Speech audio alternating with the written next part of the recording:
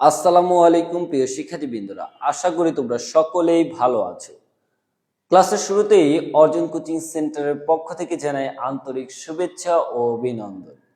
আজকের ক্লাসে আমি তোমাদের সাথে আলোচনা করব কিভাবে ডেবিট এবং ক্রেডিট সহজে নির্ণয় করা যায়। আমাদের হিসাব বিজ্ঞান করতে গেলে আমরা অনেকেই অনেক হিসাবকে কেন ডেবিট করতে হবে, কেন ক্রেডিট করতে হবে সেটা বুঝি না। তো আজকের ক্লাসটা যদি তোমরা সম্পূর্ণ দেখো, আশা করি আজকের পর থেকে তোমরা খুব সহজেই ডেবিট ক্রেডিট নির্ণয় করতে পারবে। তাহলে দেখো, আমি প্রথমে লিখেছি ডেবিট ক্রেডিট নির্ণয়ের সহজ পদ্ধতি। তুমি যদি খুব সহজে ডেবিট ক্রেডিট নির্ণয় করতে চাও, তাহলে তোমার সবার প্রথম 5টা হিসাব মাথায় রাখতে হবে, মুখস্থ করে রাখতে হবে। তাহলে দেখো 5টা হিসাব কি। প্রথম হিসাবটা হচ্ছে সম্পদ হিসাব, ব্যয় হিসাব, আয় হিসাব, দায় হিসাব, মালিকানা সত্ত্ব হিসাব। এই 5টা হিসাব মুখস্থ হয়ে গেলে তারপর তোমার মনে রাখতে হবে কোনটা বাড়লে ডেবিট হবে, কোনটা বাড়লে ক্রেডিট হবে। তাহলে সবসময় মনে রাখবা, সম্পদ বাড়লে ডেবিট, সম্পদ কমলে ক্রেডিট। ব্যয় বাড়লে ডেবিট, ব্যয় কমলে ক্রেডিট। আয় বাড়লে ক্রেডিট, আয় কমলে ডেবিট। দায় বাড়লে ক্রেডিট, দায় কমলে ডেবিট। মালিকানা সত্ত্ব বাড়লে ক্রেডিট, মালিকানা সত্ত্ব কমলে ডেবিট। এইভাবে 5টা হিসাব, কখন কোনটা বাড়লে ডেবিট, কখন কোনটা বাড়লে ক্রেডিট, এইটা আগে প্রথমত মুখস্থ করতে হবে। অনেকে এইভাবে মনে রাখতে পারো না, তাহলে একটা শর্টকাট টেকনিক আছে তাদের জন্য।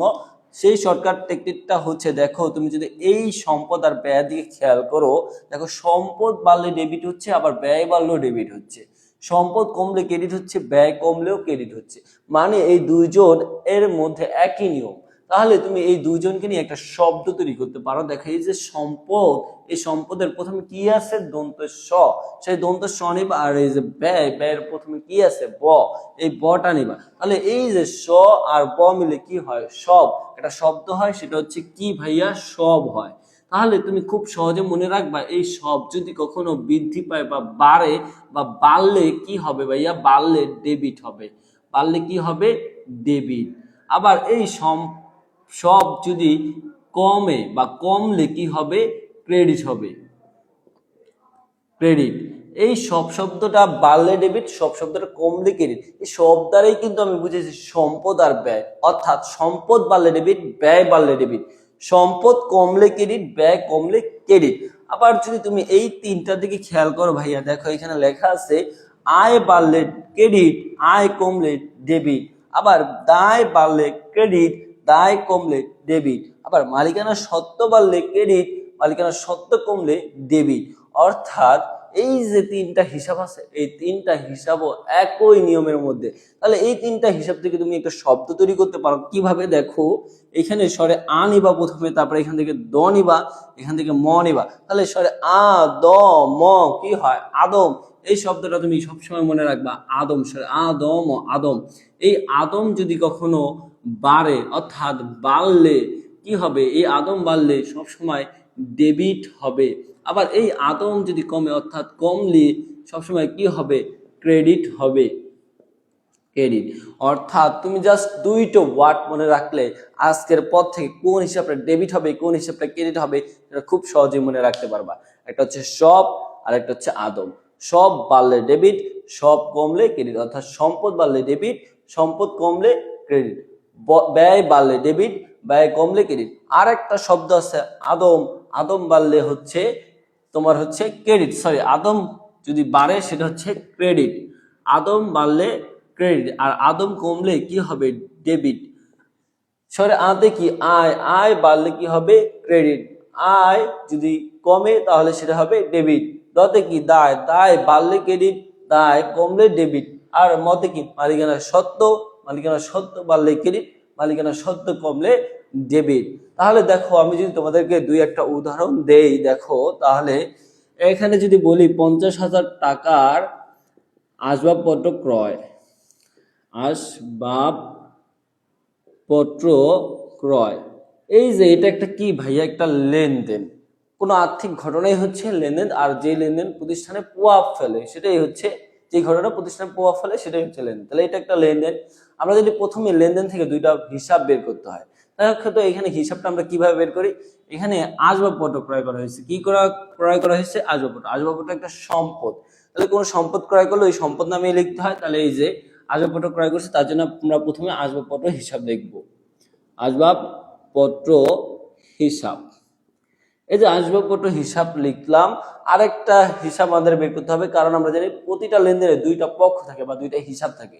তাহলে এই আসবাবপত্রটা আমরা কিভাবে কিনেছি? নগদ 50,000 টাকা। তাহলে আরেকটা হিসাব কি হবে? নগদান হিসাব। নগদান হিসাব। এখন এই যে দুইটা পক্ষ পেলাম, এখন এটা কোনটা ডেবিট কোনটা ক্রেডিট সেটা কিভাবে নির্ণয় করব? আমি কি বলেছি? লেনদেনের প্রতিটা হিসাব কোন শ্রেণীতে পড়ে সেটা আগে নির্ণয় করবা, এরপর ওইটা বাড়ে না কমে এটা দেখবা, এরপর বাড়লে যদি ডেবিট হয় ডেবিট, বাড়লে যদি ক্রেডিট হয় ক্রেডিট, আবার কমলে যদি ক্রেডিট হয় ক্রেডিট, আর যদি কমলে ডেবিট হয় ডেবিট। তাহলে এই যে আসবাবপত্র, এটা কি একটা সম্পদ। আসবাবপত্র কোনগুলো? আসবাবপত্র আলমারি, সুকেস, খাট, টেবিল, চেয়ার, এইগুলা মানে কাঠের তৈরি জিনিসপত্র, যেটা প্রতিষ্ঠানে ব্যবহারের জন্য নিয়ে আসা হয়। তাহলে এই আসবাবপত্র, এই যে খাট, সুকেস, এগুলো কি সম্পদ। এই যে সম্পদটা কেনার কারণে প্রতিষ্ঠানে কি এই সম্পদটা বাড়ছে না? আসবাবপত্র একটা কি, আমি নিলাম প্রথমে শ্রেণীতে, কোন শ্রেণীতে পড়ে? সম্পদ। এই সম্পদটা কি করছে? বাড়ছে। বাড়লে কি হবে? ডেবিট। তাহলে আসবাবপত্র হিসাব কি লিখবা তুমি এখানে? ডেবিট। এরপর হচ্ছে এই আসবাবপত্র কিনছো কিভাবে? নগদে। তাহলে নগদান একটা হিসাব। নগদ তোমার জন্য কি? নগদ টাকা না? নগদ টাকা কি সম্পদ না? সম্পদ। তাহলে এই আসবাবপত্র কেনার কারণে এই নগদ টাকাটা কি তোমার থেকে চলে গেছে, মানে কমে গেছে। তাহলে এই সম্পদ যদি কমে সেটা কি হবে? ক্রেডিট। তাহলে এখানে নগদান হিসাব কি হবে? ক্রেডিট। তো এইভাবে আমরা প্রতিটা লেনদেনের প্রতিটা হিসাব কোন শ্রেণীতে পড়ে, সেটা বাড়ছে না কমছে, সেই অনুযায়ী ডেবিট ক্রেডিট নির্ণয় করবো। আমি যদি তোমাদেরকে আরেকটা উদাহরণ দেই, তাহলে দেখো এখানে কি লিখতে পারি। দেখো, ধারে পণ্য ক্রয়, ধরো ধারে পণ্য ক্রয় করছি 1,000 টাকা। কত টাকা? 1,000 টাকা। তাহলে এইখানে আমরা দুইটা আগে হিসাব বের করবো। আমরা এখানে কি করছি? পণ্য ক্রয়। আমরা যদি পণ্য ক্রয় করলে ক্রয় হিসাব লিখতে হয়, তাহলে আমরা প্রথমে ক্রয় হিসাব লিখবো। ক্রয় হিসাব। ক্রয় হিসাব আর একটা কি, আমরা কিভাবে করছি? ধারে। দেখো, ধারে ক্রয় করছো মানে কি? টাকা দেও নাই, তাহলে তোমার কাছে টাকা পাবে। আর তোমার কাছে যে টাকা পাবে তার নাম কি? পাওনাদার। আমাদের কাছে যারা টাকা পায় তার নাম পাওনাদার। তাহলে ধারে পণ্য ক্রয় করার কারণে আরেকটা হিসাব হবে পাওনাদার হিসাব। পাওনাদার হিসাব। এখন কোনটা ডেবিট হবে কোনটা ক্রেডিট হবে? দেখো, এই যে ক্রয় করছি, ক্রয় হিসাব। ক্রয় করলে কি হয়? ব্যয় বৃদ্ধি পায় না? ব্যয় বাড়ে। ক্রয় করলে, কোনো কিছু ক্রয় করলে টাকা দিতে হয়, তার মানে ক্রয়ের কারণে তোমার একটা ব্যয় বাড়ছে। এই ক্রয় হিসাবটা তাহলে কি হবে? ব্যয় যদি বাড়ে তাহলে ডেবিট হবে। তাহলে ক্রয় হিসাবে এখানে কি লিখবা? ডেবিট। আর এখানে 1,000 টাকা বসায় দিতে পারো। আবার এই যে পাওনাদার, তোমার কাছে যে টাকা পাবে তাকে তোমার টাকা দিতে হবে, তার মানে তুমি তাকে টাকা দেওয়ার জন্য তার কাছে তুমি দায়বদ্ধ। তাহলে পাওনাদার একটা দায়। এই ধারে ক্রয় করার কারণে এই পাওনাদারটা কি? বৃদ্ধি পাইছে, তাই না? তাহলে বৃদ্ধি পাইলে দেখো, দায় যদি বাড়ে তাহলে সেটা কি হয়? ক্রেডিট। তাহলে পাওনাদার হিসাব কি হবে? ক্রেডিট। এইখানে তোমার 1,000 টাকা বসবে। আশা করি এই লেনদেনটা কোন হিসাবটা কেন ডেবিট হয়েছে এবং কেন ক্রেডিট হয়েছে সেটা খুব সহজেই বুঝতে পেরেছো।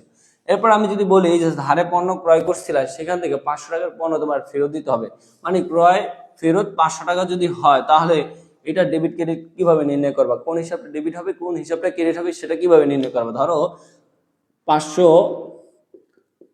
টাকার ক্রয় ফেরত। এখন এইখানে আগে সর্বপ্রথমে যে লেনদেনের কি বের করতে হয়? দুইটা হিসাব। এখন তুমি 500 টাকার ক্রয় ফেরত দিচ্ছ, তাহলে তুমি কাকে ক্রয় ফেরত দিচ্ছ? যার কাছ থেকে তুমি ধারে পণ্যটা ক্রয় করছিলে। কার কাছ থেকে ক্রয় করছিলে? পাওনাদার কি কাছ থেকে। এখন এই পাওনাদারকে 500 টাকার পণ্য দিয়ে দিলে তোমার ওই 500 টাকার দায়টা কি হ্রাস পাবে না? সে 500 টাকা কি আর পাবে? না পেলে তোমার তুমি 500 টাকা দিতে দায়বদ্ধ থাকবে না। তাহলে ওই 500 টাকার দায় হিসাবটা কি?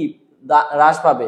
আর যদি দায় হ্রাস পায়, অর্থাৎ পাওনাদার 500 টাকা যদি হ্রাস পায়, এই যে দায় যদি কমে, সেটা কি হয়? ডেবিট। তাহলে এই লেনদেনের কারণে প্রথম যে হিসাবটা হবে পাওনাদার হিসাব, সেটা কি হবে? ডেবিট। পাওনাদার হিসাব কি হবে? ডেবিট। তাহলে এখানে কত লিখবা? 500 টাকা। এটা তোমরা ফুল ফর্মও লিখতে পারো, ডেবিট 500 টাকা। ডেবিট 500 টাকা। এরপর এই যে এইখানে কি দিয়েছো? ক্রয় ফেরত। ক্রয় ফেরত যদি হয়, যখন তুমি ক্রয় করছিলে ক্রয় হিসাব ডেবিট করছিলে, কারণ ক্রয় কারণে ব্যয় হয়েছে। এখন 500 টাকার পণ্য দিয়ে দিছো, তাহলে ওই 500 টাকার ব্যয় হ্রাস পাইছে না? তাহলে ক্রয় ফেরতের কারণে কি হয়েছে? ব্যয় হ্রাস পাইছে। এখন ব্যয় যদি কমে, দেখো ব্যয় কমলে কি হয়? ক্রেডিট।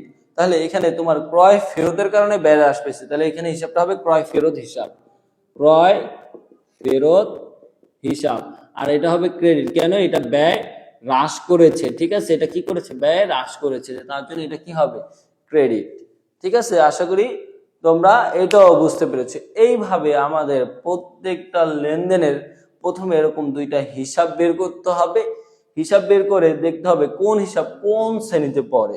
এরপর সেটা বাড়লে যা হয় সেটা ডেবিট হলে ডেবিট, ক্রেডিট হলে ক্রেডিট। আবার কমলে কি হয়? কমলে যদি ডেবিট হয় ডেবিট, কমলে যদি কমলে যদি ক্রেডিট হয় ক্রেডিট। এইভাবে আমাদের প্রত্যেকটা লেনদেন থেকে প্রত্যেকটা হিসাবে ডেবিট ক্রেডিট খুব সহজেই আমরা নির্ণয় করতে পারি। আশা করি আজকের ক্লাসে আমি তোমাদেরকে যা বোঝাতে চেয়েছি তোমরা তা বুঝতে পেরেছো খুব সহজেই। ইনশাল্লাহ আগামী ক্লাসগুলোতে আরো ভালো কিছু নিয়ে আসবো, তোমরা আমাদের সাথেই থাকবে। আমাদের ইউটিউব চ্যানেল, আমাদের ফেসবুক পেজ ফলো দিয়ে রাখবে, সাবস্ক্রাইব করে রাখবে। সবাই ভালো থাকবে, সুস্থ থাকবে। আসসালামু আলাইকুম।